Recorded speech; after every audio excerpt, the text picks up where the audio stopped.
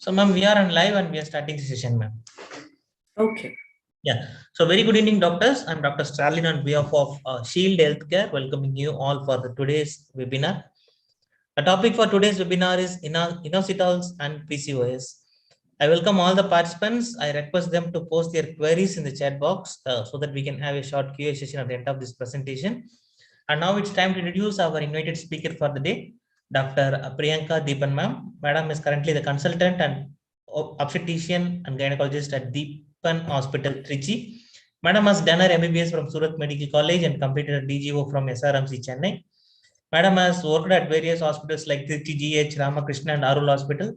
And Madam has a fellow in minimum access surgery and fellowship in ART. Madam has presented posters in ICOG, UFOXY and ISAR and taken part in regional and national conferences. Madam has also conducted awareness program on cervical and breast cancer, menstrual cycle hygiene. Madam's special interest is high-risk pregnancies, deliveries, and laparoscopic surgeon. So, with this short introduction, I welcome you, ma'am. I'm handing the session to you for your presentation. Welcome, ma'am. Thank you for your kind introduction. So, we'll get on with the topic.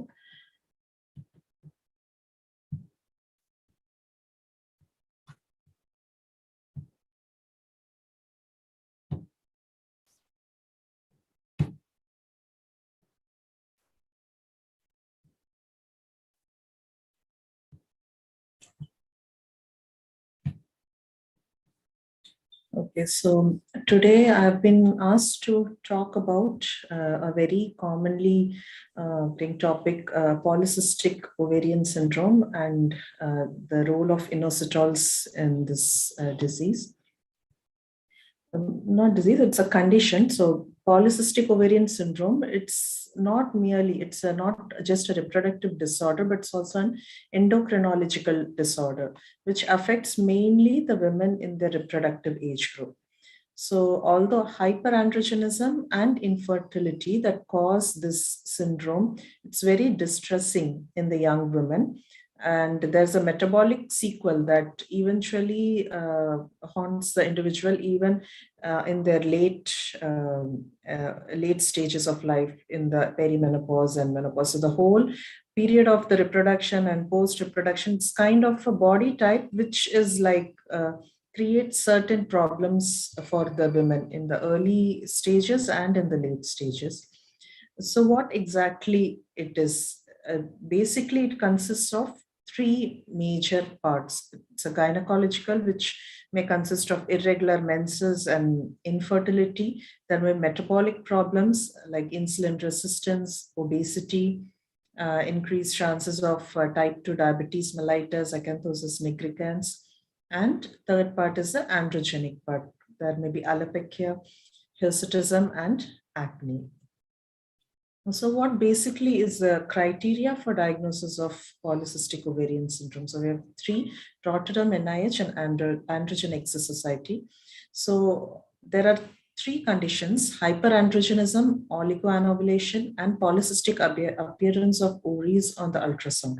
So these three are the things out of which two or more have to be present. In Rotterdam, 2 out of 3, if it is present, that so it is the patient can be classified as having this syndrome. In NIH, hyperandrogenism, either clinical or biochemical, should definitely be present, and oligo or anovulation should definitely be present, and the appearance of polycystic ovaries on ultrasound may or may not be present. In AES, again, hyperandrogenism should definitely be present, along with either of the other, oligoanovulation or polycystic ovarian appearance of the ovaries. So these are the few definitions on the basis of which we talk about this syndrome. So there are now 4 phenotypes which have been classified by the international guidelines: A, B, C, and D. Again, it's based on the three effects. In phenotype A, all 3 of them: hyperandrogenism and hirsutism, ovulatory dysfunction, and polycystic ovarian morphology is present. In phenotype B, 2 of them: hyperandrogenism and hirsutism, along with ovulatory dysfunction is present. In phenotype C, it's again hyperandrogenism and hirsutism along with polycystic ovarian morphology. And in phenotype D is the only one in which the hyperandrogenism is not there, and ovulatory dysfunction and polycystic ovarian morphology is present. So basically, what are irregular menstrual cycles? So usually menstrual cycles are irregular in the post-menarche, especially in the first year part as a part of pubertal transition. And when more than 1 year and less than 3 years post-menarche, usually the cycle length may be between 21 to 45 days.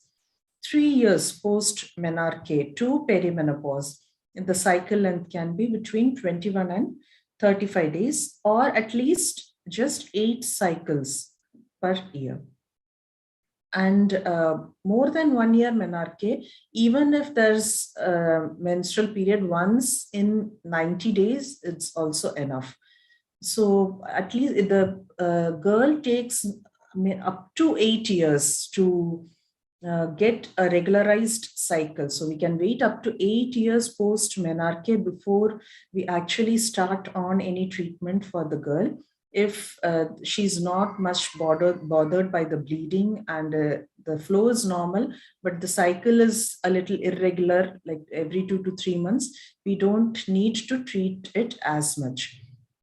So if there's an irregular menstrual cycle, we should not jump on the diagnosis of PCOS immediately. We should assess the girl, see for other symptoms according to the guidelines, and then we should come to a diagnosis, because branding someone as PCOS, it affects the woman in a long time, because there's nowadays in society there's so many misconceptions about PCOS, so it kind of affects the girl or the woman a lot. So we should not immediately brand a girl as PCOS just by seeing on an ultrasound or just as an irregular cycle. We should evaluate properly before labeling them. And so ultrasound is actually not recommended in the diagnosis for at least up to 8 years of menarche, because anyways in the young girls, the ovaries will have a slight polycystic appearance because of multiple follicles. So we cannot label them as polycystic just on the basis of the ultrasound appearance. And young women at risk can be identified when the diagnosis is unclear, and we can do a reassessment. And the diagnostic features are refined to limit overlap with those without PCOS to improve the diagnostic accuracy. So basically what happens in PCOS is development of insulin resistance. So why is it so important? Because insulin, it controls the LH levels. It controls the androgen levels, androgen production by the theca cells. And in PCOS, what happens is there is decreased sensitivity to circulating insulin, irrespective of weight, and thus the insulin insensitivity is intrinsic to PCOS. Again, inositol deficiency drives PCOS. Insulin resistance, it seems to be driven by the deficiency of myoinositol and dechiroinositol. The insulin signaling is damaged. So myoinositol deficiency triggers disrupted insulin signaling, and it leads to hormonal and metabolic defects. So insulin dysfunctioning, it disrupts the LH, FSH pathways and hyperandrogenism. So what exactly happens because of increased insulin resistance? So insulin resistance, it causes hyperglycemia, which in turn causes increased production of insulin from the pancreas. Then on the liver, the effect is increased synthesis of fatty acids, that is inhibited production of SHBG, sex hormone binding globulins. And so there's increased adipose tissue. Again, a vicious cycle of insulin resistance starts. And here there's an overall increase in the total and free androgens. And from the pituitary, there's an increased LH-FSH ratio. So again, there's an increase in the polycystic ovarian appearance.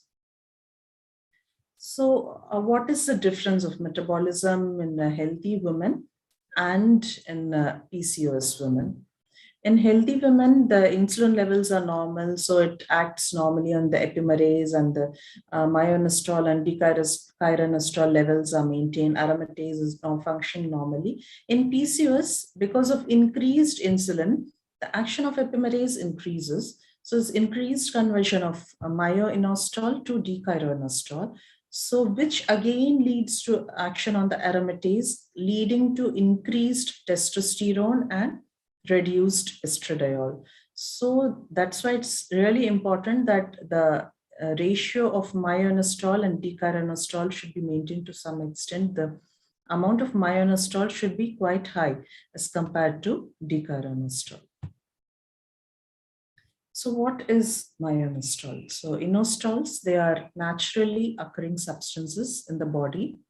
It's a carbocyclic sugar that is abundant in brain and other mammalian tissues. So there are several isomers of of which the myoinositol and dechironostrol are the main one. Totally, there are 9 isomers. And the term inositol is generally now used for the most bioavailable type, that's the myoinositol. So how does the synthesis happen? So glucose, it's converted into glucose 6-phosphate by glucose 6-phosphate synthase. Then again, it forms myoinositol 1-phosphate by inositol 3-phosphate synthase. Then there is dephosphorylation by inositol monophosphatase, and free myoinositol is formed. Again, dechironostrol, it's formed by this, from this myoinositol by this epimerase enzyme, as we saw before. And the synthesis predominantly occurs in kidney. Inside the cells, so this inositol is present both in free form and as a membrane component. So this activity of this insulin-dependent enzyme, this influences the intercellular ratio of these 2 components, myoinositol, MI and DCI, in the adipose, hepatic, and muscle cells. So what exactly is the action of myoinositol? So myoinositol, it acts as a secondary messenger in the human cell. It's a precursor for synthesis of phosphatidylinositol phosphates, PIPs, and biological actions of myoinositol occurs via PIPs or inositol polyphosphates. PIPs are the key biomolecules belonging to the signal transduction system, and they regulate several cellular processes, and also has an important role in calcium signaling through its receptors. How does this MIDCI it play a role in glucose uptake?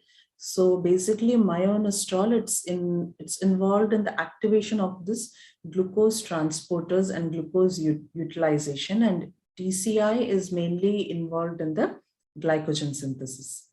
So myoinositol, it activates the GLUT4 translocation in the plasma membrane, which leads to increased glucose transport into the cells. So inositol insulin signaling, insulin receptor which is there in the cell, when its beta subunit is phosphorylated by insulin, insulin receptor substrates are activated. So in this PI3K docks to the insulin receptor substrates, which then leads to the phosphorylation of phosphatidylinositol, eventually in inulin action. So myoinositol increases this insulin sensitivity by making more phosphatidyl-1 inositol available. Now, what are the actions of dechironostrol and myoinositol? So dechironostrol, it basically acts at the peripheral tissues. At DCI, inositol phosphoglycans, it reduces the insulin resistance and it increases the insulin sensitivity. DCI reduces the compensatory insulin production and hyperinsulinemia. And DCI, by reducing this hyperinsulinemia, reduces the conversion of myo-inositol into D-chiroinositol at ovary, as we already saw by the enzyme epimerase called as epimerization. D-chiroinositol spares myo-inositol for action at ovary. Now, myo-inositol, it normalizes the LH-FSH ratio at the ovarian level. It acts as secondary messenger for hormonal response. Again, it improves the calcium ion oscillation. It helps to improve the oocyte quality, oocyte maturation, pro-nucleus formation, and conception. So what happens because of myo-inositol and D-chiroinositol deficiency in PCOS? So here there's a comparison, there's a study in which there's a comparison done. In the PCOS subject, the levels of inositol are so much reduced in the plasma, and it's so much excreted in the urine. So the urinary inositol are so much high as compared to the normal women. So in PCOS, basically, there's a state of this myo-inositol deficiency. And normally, the follicular fluid, normal persons, it's rich in myo-inositol, and the ratio, it's like about even up to 100:1. And in PCOS ovary, there's almost 500-fold reduction in this myo-inositol concentration. And it's reduced by so much to 0.2 to 1 ratio, MI and DCI ratio. So that affects the follicle. So when we maintain this ratio of MI and DCI in PCOD as 40:1, what happens exactly? So this normalizes the insulin signaling and the glucose metabolism. So the insulin resistance diminishes. This inflammation of the ovarian theca, the inflammation of the ovarian theca cells, that is reduced. So the androgen levels are coming down. Again, it helps in restoration of fertility. Lowering of androgen levels, it helps to normalize the menstrual cycle, and the ratio of MI and DCI normalizing helps the LH levels to be coming down. Again, when the insulin levels, they become normal, then it helps in the weight loss mechanism also.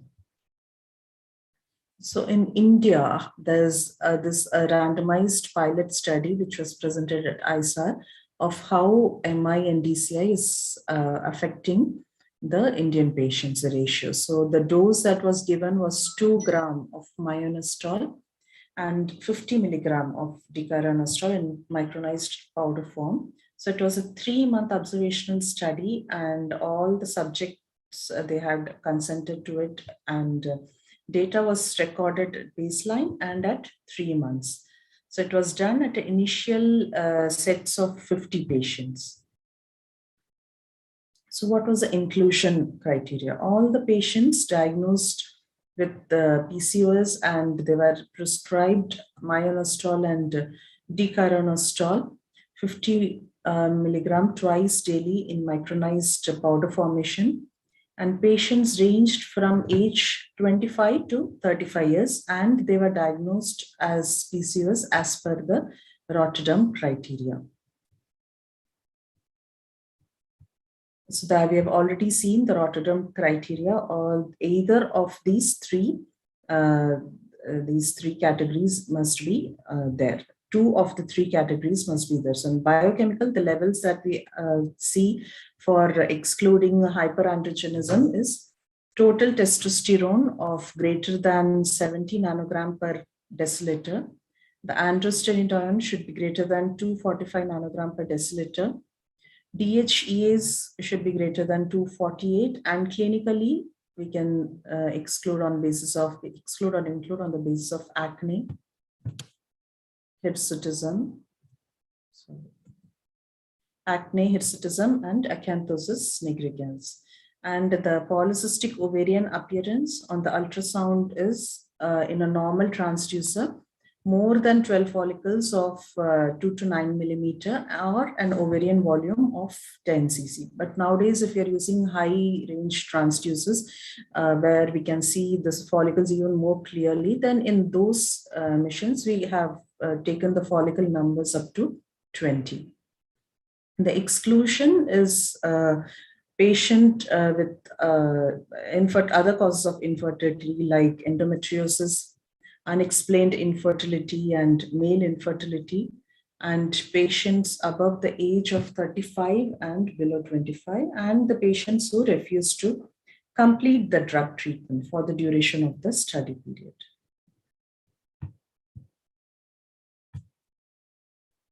So this is the values on the first and the last visit at the beginning of the study and at the end of the study.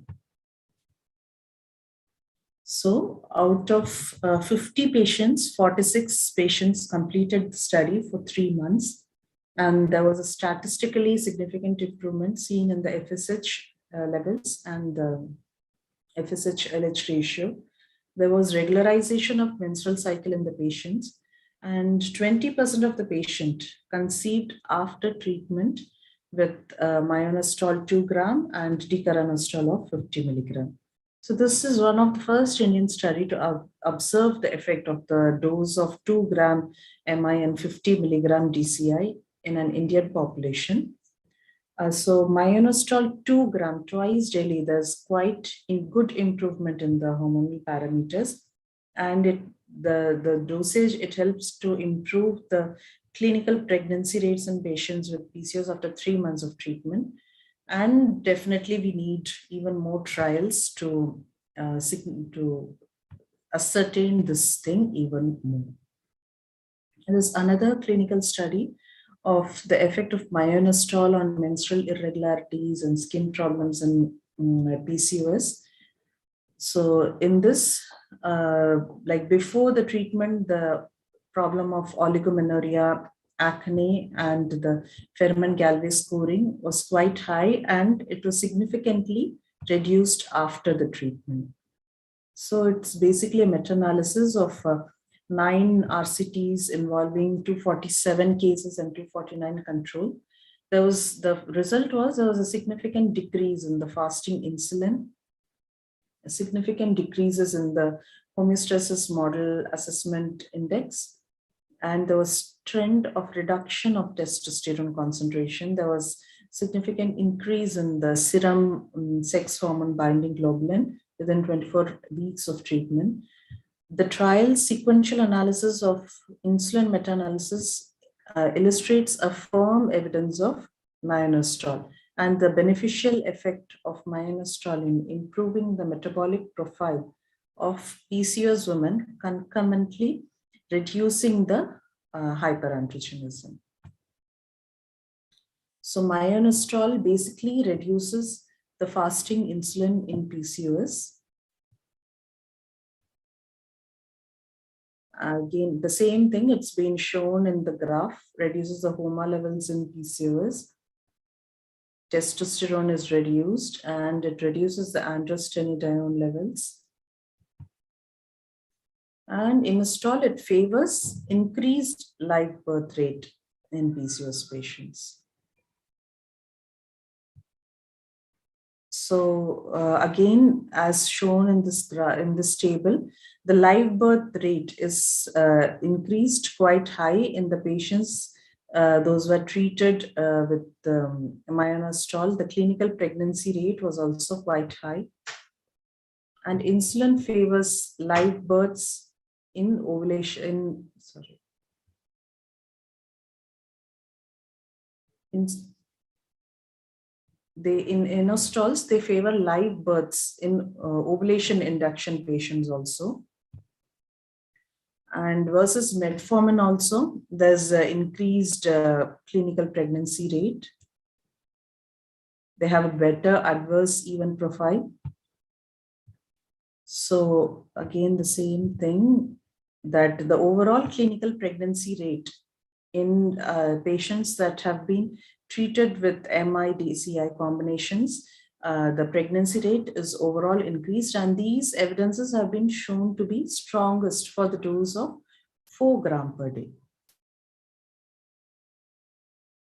And again, if the dose of myo-inositol is a little lower, then the result seems to be affected. They have seen in these studies that when the myo-inositol doses are lower, it's not right. It might be insufficient to make any major clinical and hormonal changes. So again, the same thing, when the dose is at least 40:1, this is the best ratio for restoring the ovulation and normalize the important parameters, all the hormonal parameters.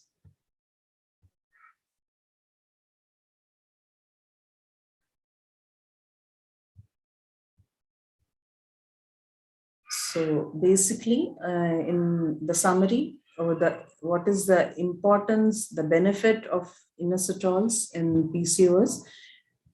In a summary, it reduces the insulin levels, it increases the insulin sensitivity, lowers the testosterone level, increases the sex hormone binding globulin, improves the fertility, lowers the LDL level, increases the HDL levels. And why a combination of myo and D-chiroinositol is because PCOS women have an altered myo and D-chiroinositol ratios in the tissues.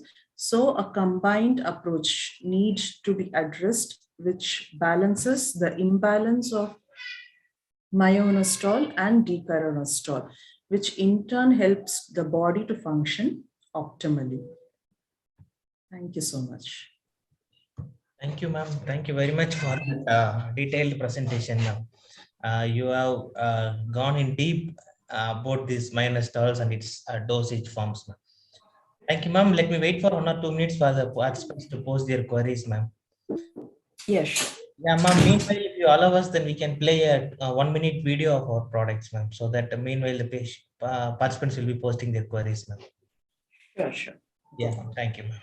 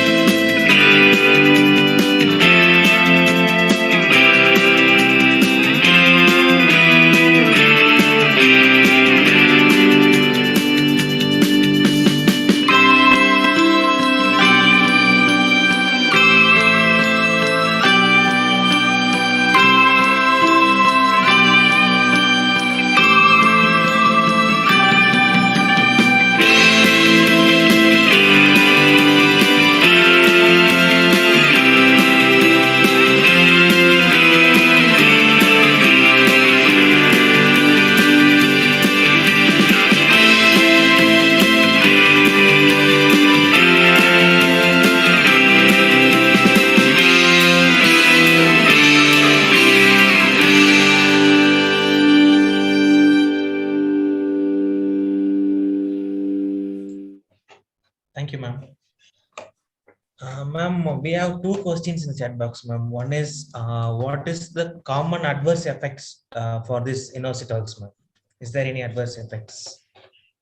As such, there is no known adverse effect of these inositols. So that's why we freely give it to the patients without worrying about it much. So there's no adverse, even for teenage girls. A little later in the life, when we actually feel when they are fitting into the this category of few criterias of PCOS. This is one of the drugs that we can give without worrying about anything. So that's the advantage of having these inositols. Yes, ma'am. Actually, when we are doing research, up to 12 grams per day, it is not causing any adverse effects, ma'am. But we are giving only 4 grams per day in intubated dose, ma'am. So it is not going to cause any adverse effect. Thank you, ma'am. And ma'am, one more question. How long we should prescribe this inositol, ma'am? Duration. They're asking about the duration. Duration, like minimal, we start by up by 3 months. Up to 3 months minimal we used to give to get good results. But easily we are using for 6 months or even a year. It's not an issue, and then it definitely it helps many of the patients, even for a year or more. That's not an issue. Okay, ma'am. Ma'am, whether inositols can help PCOS women who are looking for infertility treatment, ma'am? Yes, to some extent. That not only inositols can help, but it also plays a role in by helping in this hormonal regulation, as we saw in this the ways in which it's acting in our body. So yes, to some extent it plays a role. So along with other therapies, this also can be combined to get a better result. But definitely we need even more studies on the Indian patients to actually get a practical point of view of how it's affecting us. But there have been good results quite many places. So definitely it's no harm in using and getting on its benefits for the patient. Yes, ma'am. I would also like to add that it increases the quality of the usage in IVF. Yeah, Yeah, ma'am. definitely. Yeah, ma'am. Another question is whether it is safe in pregnancy. Yes. Oh yes, it's definitely safe in pregnancy. Like we as soon as we confirm pregnancy, also we ask them to continue in our stalls up to 3 to 4 months. We can ask them to continue, and then we can slowly taper off. And even in GDM patients, giving Yeah. inositols, it's actually seen in some patients, some places that it helps to reduce the need for insulin and reduce improving the glucose levels. So yeah, it can be given Yes. throughout the pregnancy also.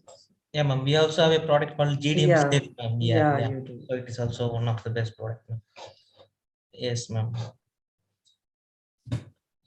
Ma'am, there is no other questions in the chat box, ma'am. So if you allow us, ma'am, we can end the webinar for today, ma'am. Okay, sure. Yeah, ma'am. Thank you. Thank you very much for spending your valuable time with us today, ma'am. That was a wonderful lecture from you, ma'am.